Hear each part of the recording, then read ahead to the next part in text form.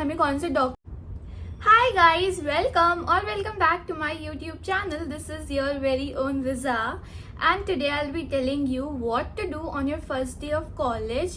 What will be the things that would be happening. Your first day of college would be your orientation day or maybe the main working day. So without further ado, let's get on to the video.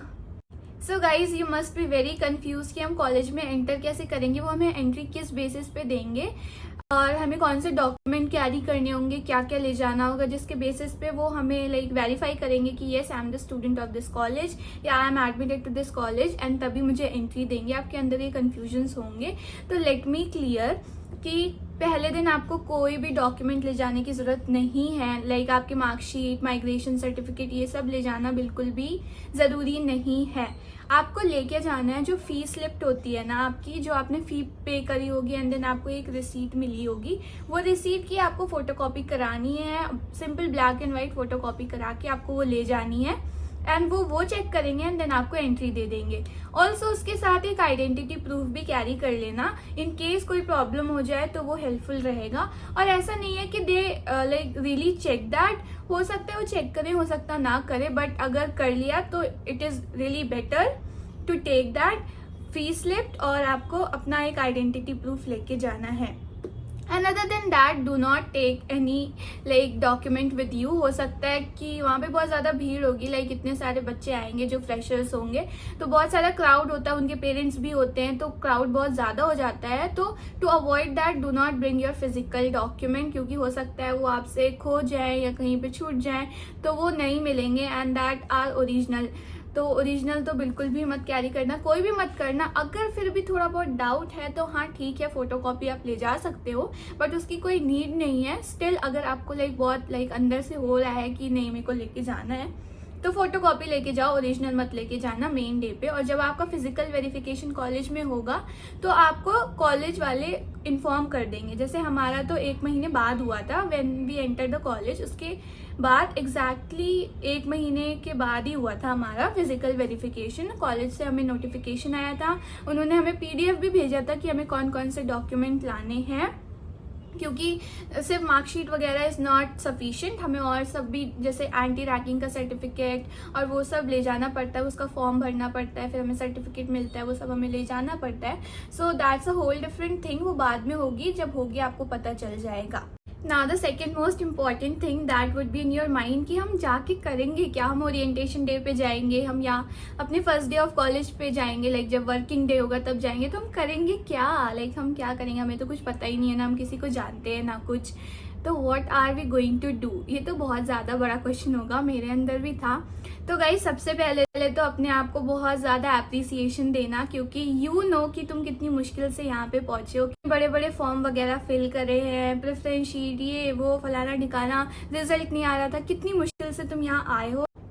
Be happy और बाकी चीजें मत सोचो कि आगे क्या होगा पीछे क्या होगा, अभी जहाँ हो live the moment. Orientation day पे तो बस एकदम चले जाना कहीं और, एकदम अपने आप से इतना खुश होना कि तुम कहाँ आए हो, जो सोचा था वही हुआ, राइट।